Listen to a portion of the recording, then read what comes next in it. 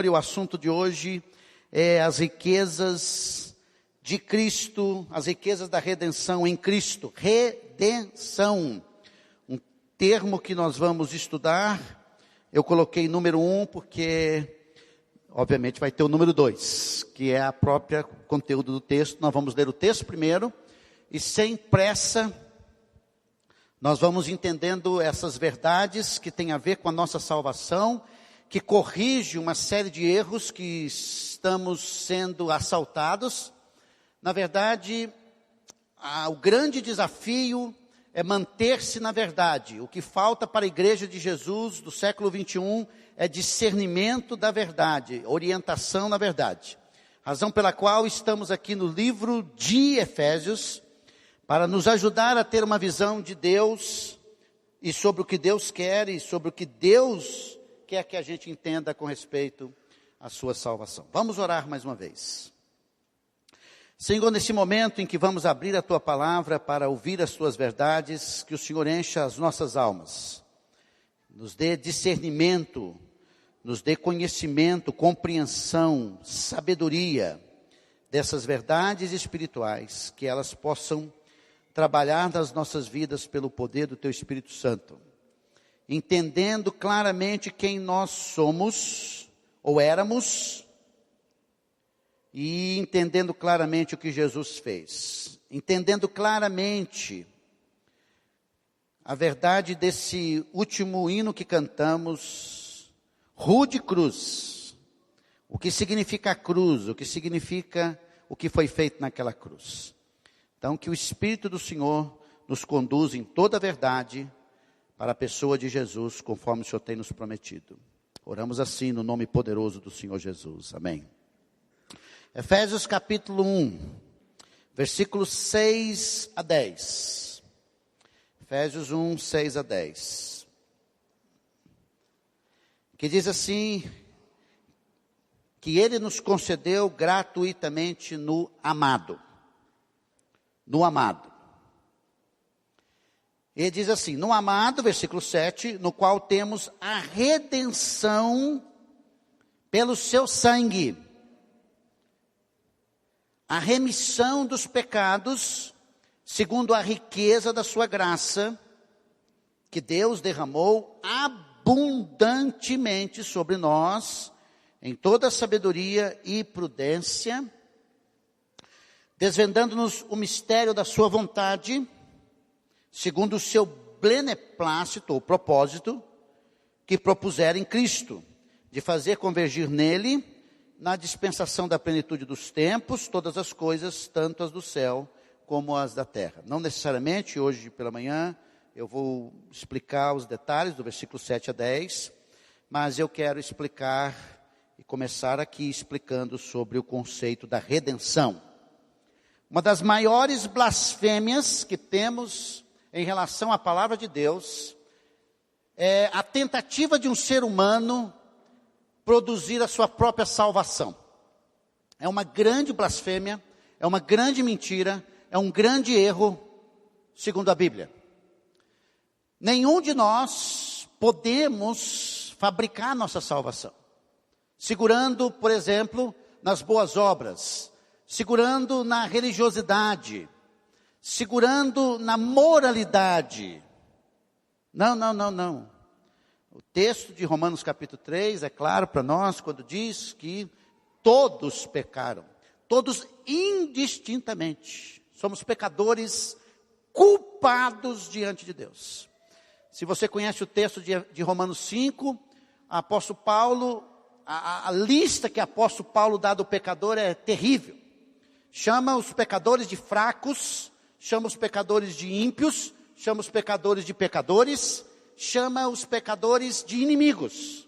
Essa é a nossa história. História de todo ser humano ligado a Adão. Agora, a palavra redenção, a palavra redimir, é uma parte muito vital de quem é cristão. Especialmente porque o que vamos fazer hoje aqui na ceia tem tudo a ver com redenção. Mas nós não estamos acostumados com esse termo, não é? Nós estamos acostumados com esse termo. O livro de Efésios foi escrito para toda a vida da igreja, e Paulo definiu, ao escrever o livro de Efésios, no conteúdo das riquezas que há em Cristo Jesus, riquezas. E ao invés de definir a igreja como uma videira que é, a gastar um tempo para falar do rebanho que é, Paulo usou o termo corpo de Cristo, de forma que a igreja não é uma organização, a igreja é um organismo vivo, ok? Um organismo vivo, que funciona. A doença, basicamente, é a falta de saúde num organismo. E esse organismo, criado por Deus, tem Cristo como cabeça do corpo, cujo objetivo é a saúde do corpo, porque o corpo representa o Senhor Jesus. A igreja é a encarnação, vamos dizer assim, do Senhor Jesus, depois que ele subiu. Então a igreja tem que ser as mãos do Senhor Jesus, os pés do Senhor Jesus, e responde para o Senhor Jesus. Você já me ouviu falar aqui várias vezes, que essa igreja não é minha, não é sua. Essa igreja como comunidade, discípulos, seguidores, pertencemos a Jesus, do qual o alvo final, foco final é a pessoa de Cristo. E assim, tudo que vive na vida dessa igreja tem que focar a pessoa de Jesus. Na verdade, uma boa parte dos problemas que enfrentamos ou não solucionados na nossa vida, não é porque temos menos de Jesus em nós, mas é porque nós não abarcamos na nossa vida, abraçamos na nossa vida o pleno conceito do Senhor Jesus Cristo. Então, a igreja é o corpo de Cristo. A igreja foi formada por Deus. A gente viu quando? Antes da eternidade passada. Ou na eternidade passada. Antes desse presente. Antes desse século 21, a igreja foi formada. E nesse capítulo 1 nós temos o plano eterno de Deus. Que inclui o quê? Inclui 3 conteúdos. Versículos 3 a 4. 3 a 6. A eleição. Que gastamos aqui 2 domingos explicando com detalhes o fato de que Deus nos elegeu antes da fundação do mundo. Os termos de eleição, predestinação, foram explicados nesses últimos domingos, quando você viu a ação de Deus na história. Segundo, redenção, é o que vamos começar a falar hoje. E terceiro, herança. Herança. Então a Bíblia nos diz no versículo 7, no qual em Cristo, o amado, temos a redenção. Então a primeira coisa que precisamos entender é esse termo. Então está aí, o que significa redenção? Os termos da redenção. Os termos são palavras bíblicas, pelo menos 4 palavras bíblicas que está aí no seu esboço, para definir o termo redenção, para você saber de onde que esse termo vem, ok? Primeiro a palavra grega agorazo, que era o quê? Agorazo era o seguinte: você ia no mercado, e naquele mercado do Antigo Oriente, numa comunidade onde os romanos dominavam, naquele mercado havia o quê? Havia carneiro, cabrito, qualquer ave para comprar, e haviam ali os escravos. No Império Romano havia mais ou menos 6 milhões de escravos. Você tem uma ideia. Vender escravo e comprar escravo era a coisa mais simples do mundo. A Bíblia usa esse termo agorazo, que é comprar no mercado. Ele usa também um outro termo no Novo Testamento, que é uma expansão de agorazo, que chama exagorazo, que significa pagar o preço de um escravo no mercado, visando a sua liberdade. Então, você chegava no mercado, via aquele escravo e comprava. Você poderia comprar aquele escravo, levar para casa e ele ser seu. Então, enquanto que um é comprar no mercado o escravo, a outra palavra significa comprar para si e dar liberdade, caso quisesse. Outro verbo que é usado no Novo Testamento, lutrou, um verbo grego, que basicamente significa pagar o preço. Então o sujeito ia lá no mercado, para comprar aquele escravo, ele tirava o dinheiro e pagava o preço. Qual o preço? R$200. Ele pagava R$200, levava para casa aquele escravo. E uma palavra reforçada do Novo Testamento, apolotrusis, que é resgatar e colocar em liberdade. Então, eu quero que você entenda o que significa redenção. Aqui está um escravo, nesse mercado do escravo. Aqui tem um senhor, que é livre e tem poder financeiro. Ele vai até o mercado de escravo, e ele olha aquele escravo, ou aqueles escravos, ele tem poder financeiro, ele vai e compra aquele escravo. E esse escravo passa a ser seu. Ele sai da posse para a sua posse. E esse senhor, ao comprar o escravo, essa compra do escravo, ao tirar o escravo dali, é chamado de resgate. Não é resgate no sentido financeiro, que nós temos aí no sentido financeiro.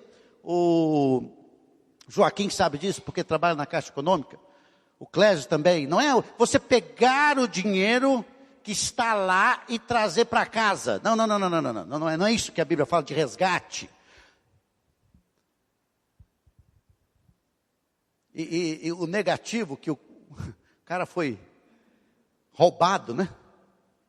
Aí alguém tem que pagar o resgate para livrar o cara de um ladrão. Não é esse também o conceito. O conceito é, há um escravo, nós não temos isso no mundo mais, do ponto de vista escrito, mas na prática temos. Aqui tem um escravo, ele tem preço, ele não vale nada, ele vai se perder, ele não tem dignidade, ele não tem nada. Alguém chega ali para pagar e levá-lo para casa e colocar em liberdade. Isto é resgate na Bíblia. Então, quando a Bíblia diz, em versículo 7, no qual temos a redenção, o que significa? A Bíblia diz que Jesus é o resgatador. Ele é o resgatador porque ele pagou o preço. Houve um pagamento precioso para tirar pecadores, libertar pecadores para Ele. De forma que Ele agora é o dono de todos? Não. Então, número 2, vamos entender o conceito espiritual da redenção. O entendimento espiritual da redenção. Você tem que acompanhar comigo aqui o conceito bíblico. A primeira coisa que precisamos saber sobre redenção é que todos nós somos escravos do pecado. Não há nenhum homem livre do pecado. Olha o que a Bíblia diz. Romanos 8:34, replicou-lhe Jesus, em verdade vos digo, presta atenção, todo que comete pecado é escravo do pecado. Qual é a visão de Deus para todo ser humano? A visão de Deus é que todos estão escravizados no pecado. Todos escravos, todos amarrados, todos sem liberdade. Todo ser humano, a Bíblia diz, é escravo do pecado. Escravo. Ok? A palavra escravo aqui é a mesma palavra usada lá em Filipenses 2, quando diz que Jesus é o doulos, o servo. Mas a palavra mesmo é escravo. Um para o bem, outro para o mal. A ideia de uma pessoa que está no mercado, lá, escravo do pecado. Essa é a visão bíblica. Romanos 6,16 diz assim, mas graças a Deus, porque outrora, escravos do pecado, contudo vieste obedecer de coração à forma de doutrina que foste entregues. Diz assim a Bíblia que num determinado período da história, houve uma libertação para aqueles que creram, obedeceram à verdade, de forma que a Bíblia diz que éramos escravos do pecado. E quem é escravo do pecado não tem como se libertar, a não ser por uma ação poderosa de Deus na história. Romanos 7,14 diz, porque bem sabemos que a lei é espiritual, eu todavia sou carnal, vendido a escravidão do pecado. Em outras palavras, o que a Bíblia nos ensina é que todo ser humano é escravo do pecado. Ele não consegue sair dali, se libertar. Ele não pode fazer isso humanamente. Romanos 8:21 diz, na esperança de que a própria criação será redimida, a Bíblia diz assim, do cativeiro da corrupção para a liberdade da glória dos filhos de Deus. A pergunta é, quando é que nos tornamos escravos do pecado? De duas formas. Primeiro, nos tornamos escravos do pecado quando Adão pecou. É isso que a Bíblia ensina. Porque somos descendência de Adão, Romanos 5:12. O pecado entrou no mundo através de Adão, e porque entrou no mundo todos morrem, diz a Bíblia. E somos escravos do pecado por causa desse DNA espiritual em Adão. E nos tornamos escravos do pecado quando nascemos. Algumas pessoas aqui estão grávidas, outros vão ficar grávidas e têm as criancinhas pequenas. Ali, acredite, ali tem um pecador. Razão pela qual nós gastamos tempo ensinando as crianças sobre as verdades de Deus, porque só as verdades de Deus é que vai abrir a mente de uma criança, de qualquer pessoa. Mas a criança está a caminho, porque o Evangelho, se pode ser entendido por uma criança, e todos têm que ter uma mente de criança para receber o Evangelho poderoso de Jesus. Assim cabe a nós, como você sempre ouve aqui, quando vamos apresentar os filhos, de ensinar e pregar o Evangelho. Agora preste atenção. O fato de que todos são escravos do pecado, o pecado tem um preço. O pecado tem um preço. A pergunta é, qual é o preço do pecado? Romanos 6:23, que você conhece bem. Porque o salário do pecado é a morte. Quando Deus, em Gênesis capítulo 2, deu a ordem para Adão, e disse assim, de toda a árvore do jardim você pode comer, capítulo 2, versículo 15 a 17, mas você não come dessa árvore. Toda você pode, mas dessa você não come. O dia que você comer, você morre. Ele comeu, e se você já acompanhou Gênesis 5, você vai perceber que Adão morreu. E a Bíblia diz que todos morrem por causa do pecado. O salário do pecado é a morte. Tive essa semana com o senhor, ele disse assim, pastor, é interessante, porque a única coisa que nós não podemos entender na vida é a morte. Eu disse, podemos?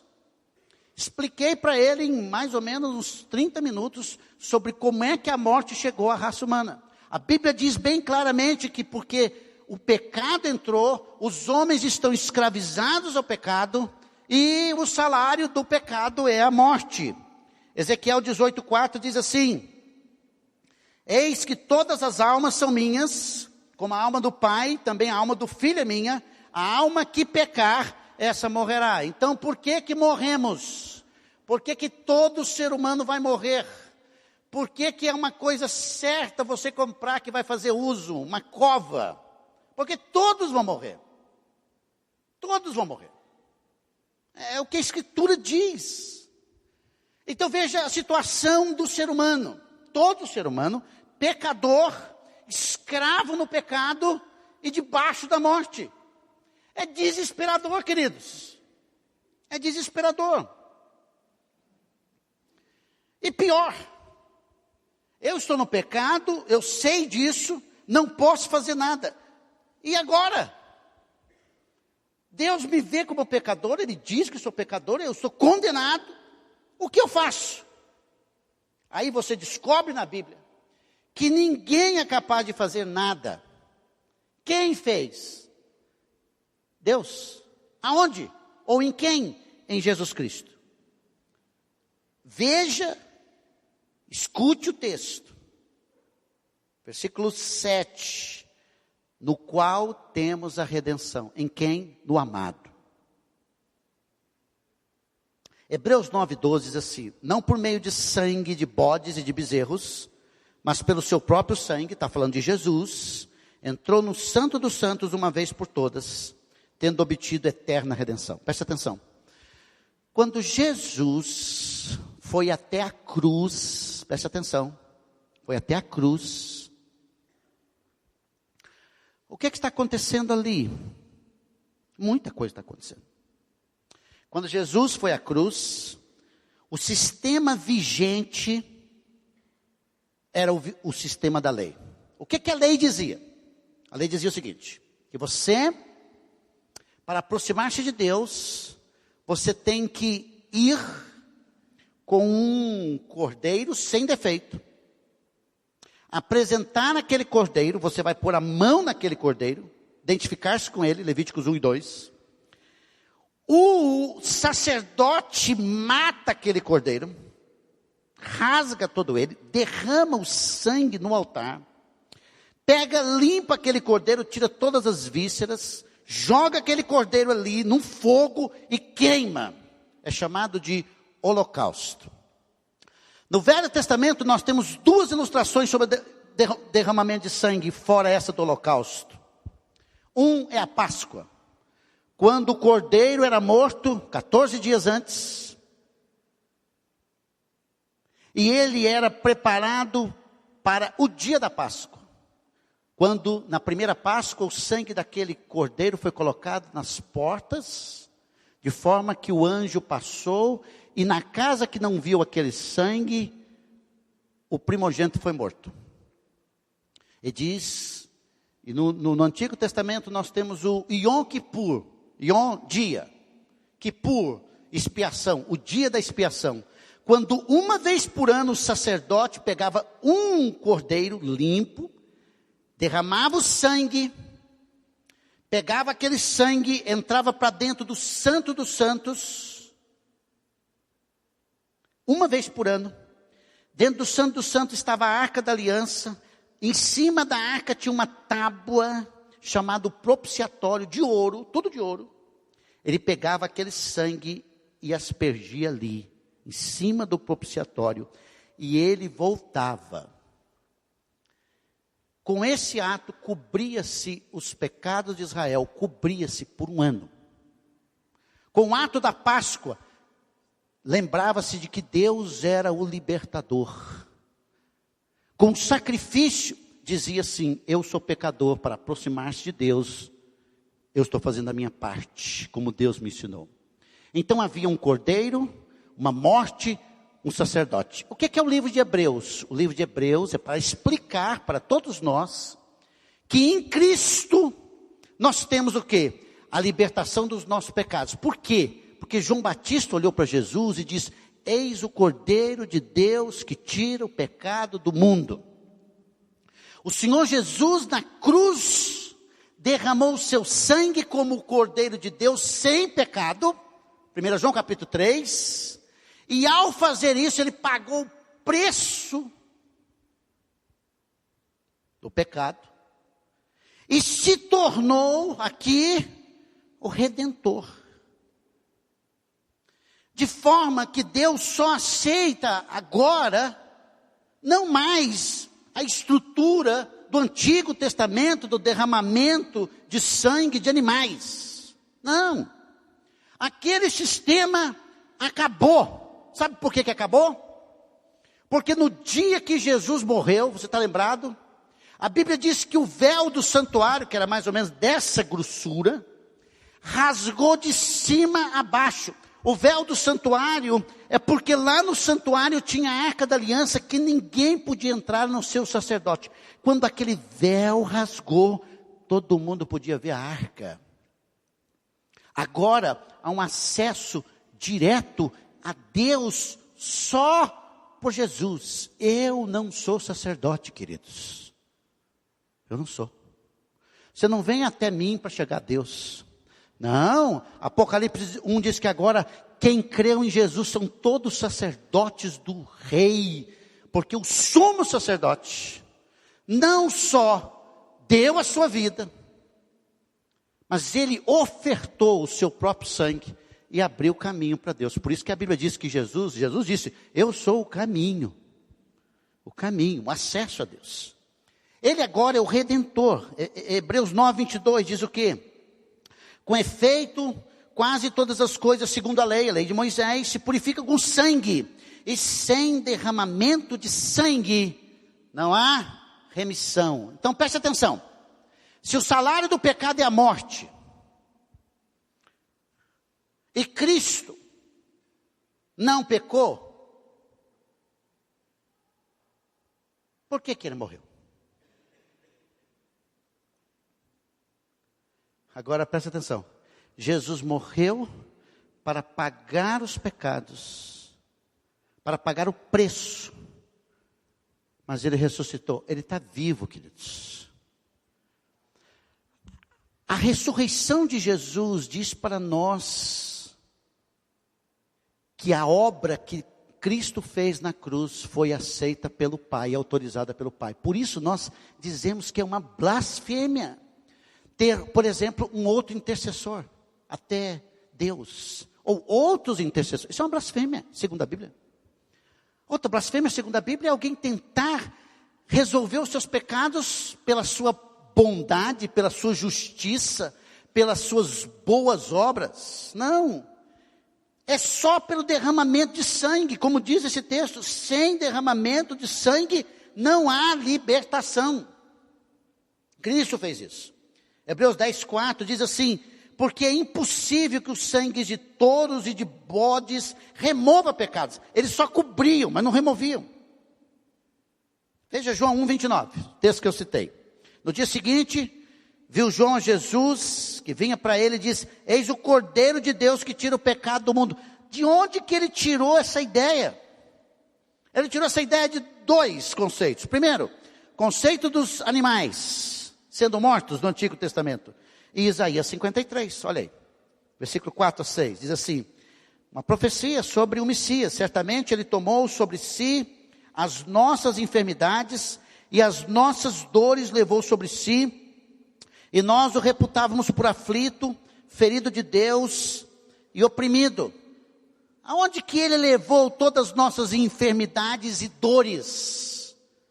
Esse não é um texto que explica que os crentes em Jesus não ficam doentes e não morrem de câncer e não morrem de acidente.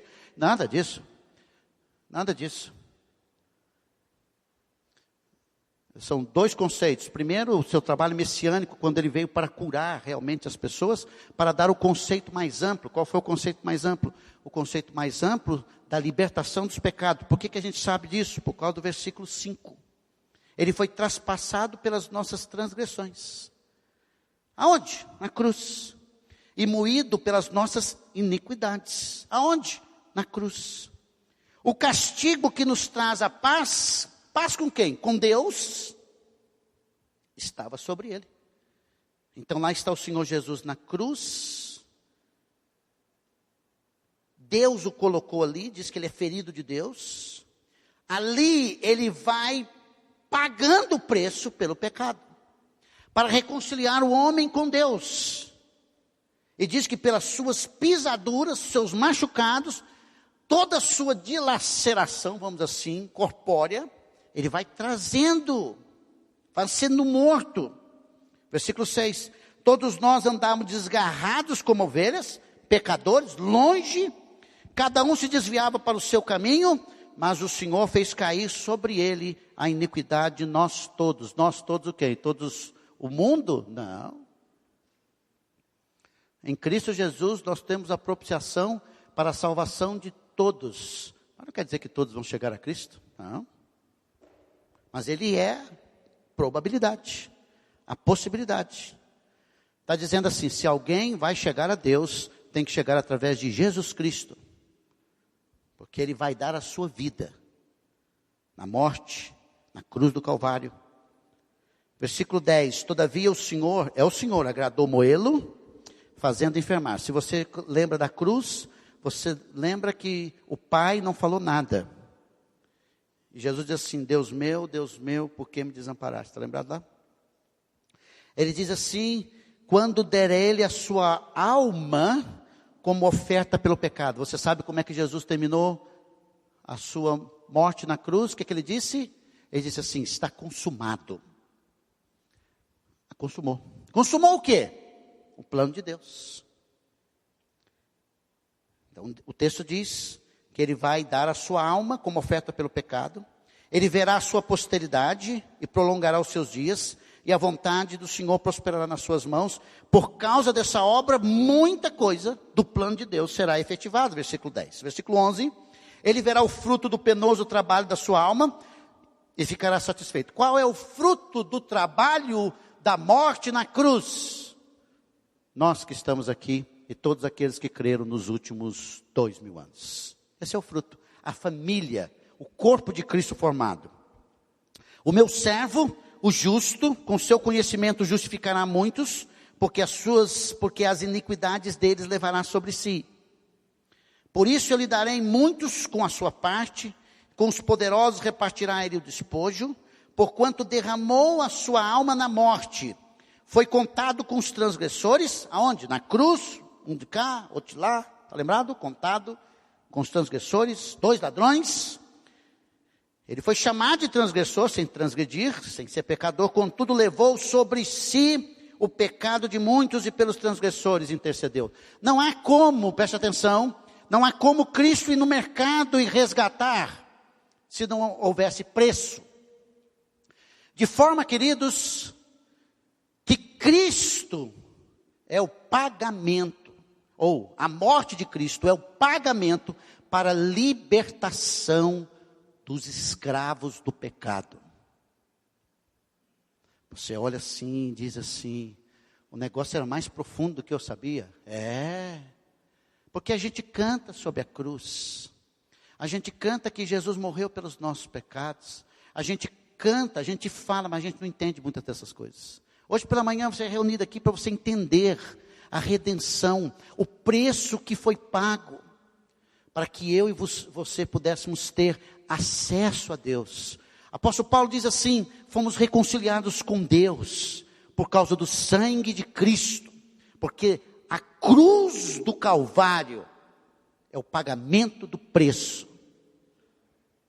Não é você ser da cristandade, nem católico romano, nem evangélico, não é nada disso que te leva até Deus.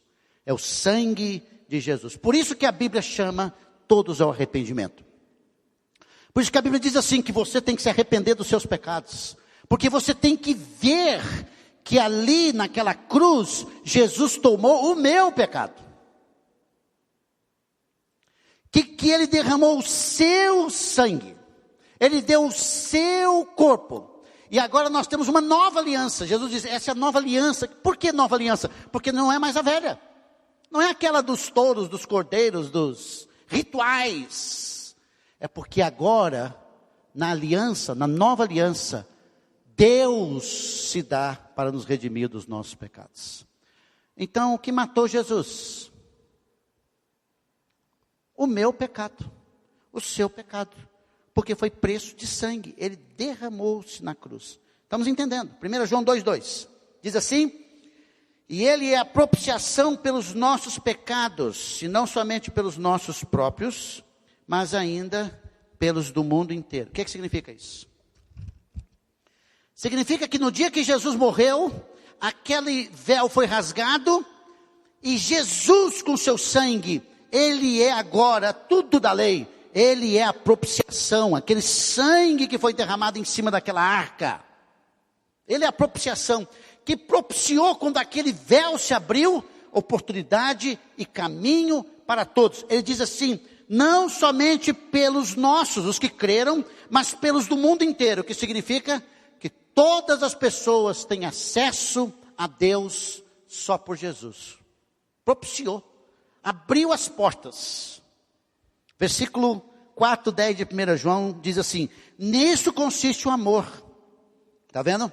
Não é que nós tenhamos amado a Deus, porque escravos do pecado, como é que se ama a Deus? Mas em que Ele nos amou e enviou o seu Filho para derramar o sangue, para ser a propiciação pelos nossos pecados. É aí que você entende o amor de Deus por você. E você entende como Deus é gracioso, glorioso, bondoso, em abrir a sua mente para você entender isso. E diz, muito obrigado. E diz assim, que agora você tem comunhão com Deus, relacionamento com Deus, e não tem nada nesse mundo que pode te tirar de Deus. Nada. Você não tem inimigo que pode tirar você de Deus. Você não tem dores que pode tirar você de Deus. É Romanos 8. Quem nos separará do amor de Cristo? Você é objeto do amor de Deus. Por isso que no versículo 6, finalzinho do versículo 6 em Efésios, ele diz assim: o amado, o qual nos amou, dando preço de redenção. Nós somos o alvo do amor de Deus e Jesus é o amado do Pai a nosso favor. Você diz assim: puxa vida. Queridos, atenção mulheres, rapidinho para você poder entender. Nenhuma mulher aceita que o homem diga assim: eu te amo. Ela acha bonito. Você falar isso 10 vezes para a mulher, ela vai achar lindo. Mas depois vai perguntar assim: e aí, cara? Ninguém vive só de ouvir, né? Que ama, né? Porque o amor, para a cabeça de uma mulher, tem que ser materializado. Aí ela se sente amada. Não é curso de encontro de casais aqui hoje, não. Mas só para dar uma palhinha. Porque amor na Bíblia nunca passa sem fazer algo. E sem fazer algo sacrificial. Então quando diz que Deus amou o mundo, presta atenção, que deu o seu filho. Quantos aqui tem um filho? Levante a mão. Um filho. Só. Um. Temos 4, 5, 6 pessoas mais ou menos aqui. Preste atenção. Vou te mostrar numa figura clara o que é amor que dá. O governo brasileiro decidiu libertar cerca de 400 mil assassinos perigosos. Se uma mãe der o seu filho em sacrifício público, onde ele vai derramar o seu sangue. O filho tem que ser morto publicamente e 400 mil assassinos vão ser. Você diz assim: que é? O meu não, só se for da irmã lá, porque o meu não vai. Ok. Se nós não entendemos o conceito do pecado, da dimensão do pecado, quando a Bíblia nos chama de assassinos para cima, e que Deus, na sua graça, na sua misericórdia, no seu amor imensurável, entrega o seu filho, e a Bíblia diz que o filho se entregou para ir lá atrás de nós, todos pecadores, e prova esse amor na cruz. Mas Deus prova o seu próprio amor para conosco, pelo fato de ter Cristo morrido por nós, sendo nós ainda pecadores. Aí você diz assim: uau, isso é amor. Isso é amor. Não é um negócio frio. É uma verdade tremenda. Hebreus 13:20 diz: ora, o Deus da paz, que tornou a trazer dentre os mortos Jesus, nosso Senhor, o grande pastor das ovelhas, pelo sangue da eterna aliança, que ele derramou na cruz, pagando o preço. 1 Pedro 1, 18 e 19, diz: sabendo, presta atenção, que não foi mediante coisas corruptíveis, como prata e ouro, e prata e ouro não se corrompe, mas a Bíblia está dizendo que não são essas coisas corruptíveis, que fostes resgatados, está vendo? Do fútil procedimento que vossos pais vos legaram. Qual foi o fútil procedimento dos pais? Ele está escrevendo para cristãos judeus, um sistema religioso arcaico, obsoleto, que deixou para os judeus. Não foi. Mas ele diz assim: o resgate foi feito, versículo 19, pelo precioso sangue, como de cordeiro sem defeito e sem mácula, diz assim, o sangue de Cristo. Tem um hino que diz que foi na cruz onde um dia eu vi meus pecados. Os meus pecados. Foi ali naquela cruz que Jesus derramou o seu sangue, que é precioso. Hebreus vai mais adiante, no capítulo 10, diz que uma pessoa que diz crer no Senhor Jesus, abraçar a fé em Cristo, crer nele, recebê-lo como Salvador, e vive fora do padrão estabelecido em Cristo, no pecado, diz que ele profana o sangue da aliança. Então eu quero que você pense um pouquinho. A sua vida em Cristo, em Jesus, é real? O sangue do Senhor Jesus Cristo é real na sua prática de vida?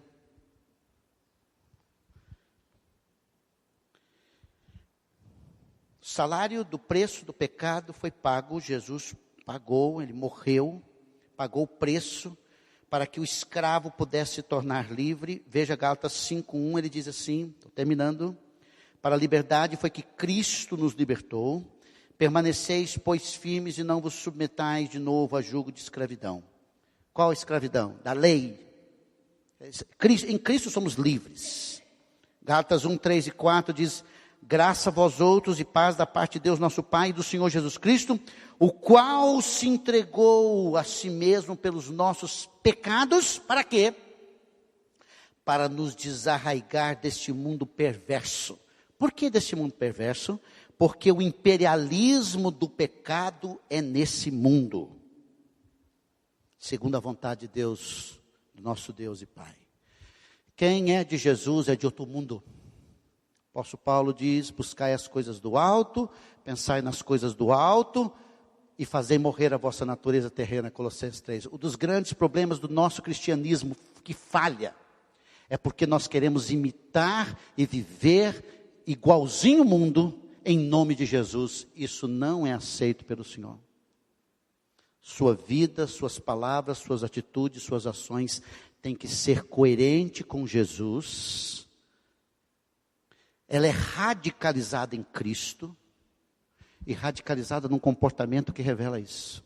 Alguns de nós vivemos iguaizinhos ou piores que os incrédulos, que não conhecem a Cristo. Iguaizinhos. E a gente fala tanto da teologia da prosperidade, mas eu quero apenas um Jesus para abençoar a minha vida.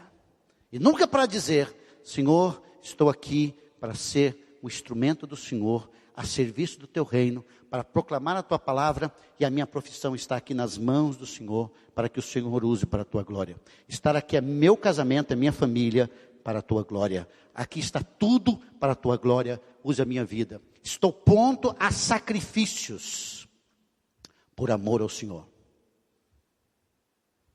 Então assim, pregar o evangelho é meio light. Quando não é cheio de regras, é light demais. E quando é liberdade, assim, eu sou livre em Cristo. Diz: não, Senhor, cara. Todas as coisas me são lícitas, mas nem tudo me convém. Todas as coisas me são lícitas, a Bíblia diz, mas eu não vou deixar ser dominado por nenhuma delas. Todas as vezes que a sua liberdade, ou seja, aquilo que a Bíblia não coloca, você extrapola, você peca contra Deus e peca contra o irmão e dá um mau testemunho no mundo. É isso? Cristo nos libertou para sermos dele. Colossenses 1:13, 14 diz: ele nos libertou, presta atenção, do império das trevas e nos transportou para o reino do Filho do seu amor. Esse Filho do seu amor, versículo 14, no qual temos a redenção, a remissão dos pecados. Romanos 6:18, e uma vez libertados do pecado, foste feitos servos da justiça. Gálatas 3:13 diz assim: Cristo nos resgatou da maldição da lei, fazendo-se Ele próprio maldição em nosso lugar.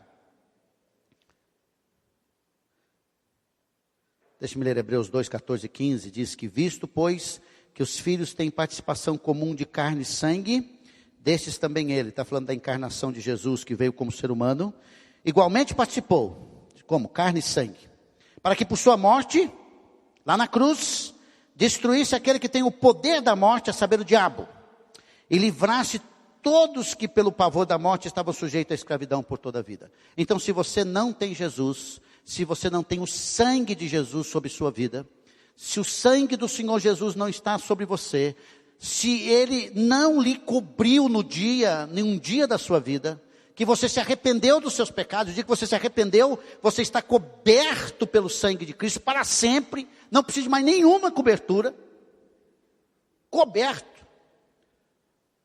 Você está em desespero. Mas se você tem o sangue do Senhor Jesus sobre a sua vida, você foi libertado do pecado. E Apocalipse 5 eu termino. dizendo: e da parte de Jesus Cristo, a fiel testemunha, o primogênito dos mortos, o soberano dos reis da terra, aquele que nos ama e pelo seu sangue nos libertou dos nossos pecados. Então, o que esse texto está dizendo, que nós acabamos de ler?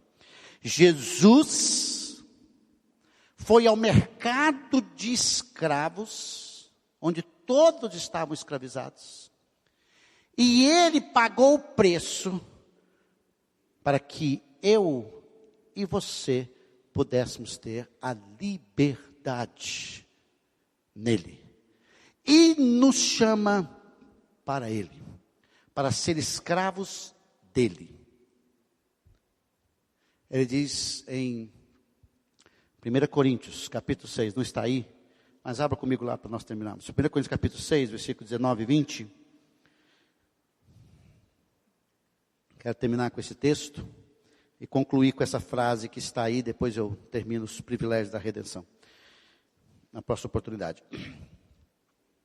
Colossenses capítulo 1, 1 Coríntios, perdão, capítulo 6, 1 Coríntios 6, versículo 19 e 20, ele diz assim: acaso não sabeis que o vosso corpo é santuário do Espírito Santo? Então, o meu corpo, o seu corpo, é o lugar onde o Espírito de Deus habita.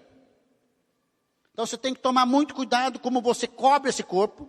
Você tem que tomar muito cuidado com o que você coloca para dentro desse corpo. Você tem que tomar muito cuidado na forma como você cuida desse corpo. Porque ele é o templo do Espírito Santo. O santuário, naós do Antigo Testamento. O santo dos santos é lá. O Espírito Santo está lá. Ele diz assim: que está em vós. O Espírito Santo está naquele que creu, o qual tendes da parte de Deus, e que não sois de vós mesmos. Ele diz assim: porque fostes comprados por preço. Foste comprado por preço. O Senhor foi lá e comprou você. Você não é mais seu. Esse cristianismo que leva a sua individualidade, viver para você mesmo, não está na Bíblia. Você foi comprado para ser de Jesus Cristo. Agora ele diz assim: agora, pois, glorificai a Deus no vosso corpo. Glorifica a Deus, viva para Deus, centre-se em Deus, foque em Deus.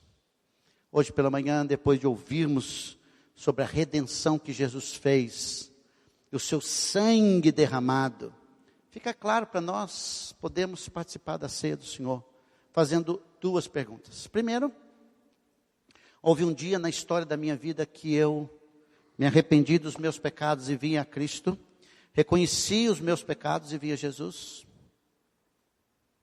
E houve um dia que eu me identifiquei com o Senhor Jesus Cristo pelo batismo. Eu disse para todo mundo que eu vou seguir Jesus, vou caminhar com Cristo. Houve. Então, o que vamos fazer aqui tem muito significado espiritual para nós. Muito, muito significado. Alguns esclarecimentos. Os elementos hoje pela manhã não se transformam em corpo de Jesus, em sangue de Jesus. Não. São elementos. Jesus diz: fazer isso em memória de mim. Porque como vimos, sangue do Senhor Jesus e o seu corpo foi dado, sangue derramado para a nossa libertação. Libertação. Continuamos dizendo que o problema do ser humano chama-se pecado. E continuamos dizendo, segundo a Bíblia, que Deus chama todos ao arrependimento, para que se arrependam. E que a palavra de Deus diz para nós, examinar nossas vidas para saber se estamos em Cristo. Não se perca na história, por favor, não se perca. Não se perca. É uma oportunidade maravilhosa hoje pela manhã para nós consagrarmos a nossa vida, reconsagrarmos nossa vida em Cristo, em Jesus. E eu convido você para fazer, antes de nós participarmos da ceia do Senhor, 3 orações. Primeiro, uma de gratidão. Uma de gratidão. E talvez de confissão. Mas você tem que orar por você mesmo. Segundo, você tem que orar, a segunda oração é dizer: Deus, muito obrigado, porque o Senhor me chamou para um corpo. Tem sido muita luta, combater a mentira do individualismo aqui, nesse mundo, século 21, onde as pessoas estão cada vez vivendo para si, que eu sou um cristão porque eu acesso a internet, eu sou um cristão porque eu fico aqui em casa, comendo pipoca, tomando Coca-Cola e assistindo o culto. Nós não somos chamados para isso. Ninguém é chamado simplesmente para ouvir a palavra. É chamado para viver como o corpo de Cristo. Então a gratidão, Senhor, muito obrigado, porque aqui eu encontrei Jesus, encontrei amigos, gente. Em terceiro, olha aí, por uma pessoa, que Deus use você na vida de uma pessoa. Senhor, usa a minha vida, na vida de alguém. Que o Senhor possa fazer uma obra transformadora e poderosa para a salvação de vidas através da minha vida. Vamos orar? Vamos orar dessas 3 formas e vamos participar da ceia do Senhor nessa manhã.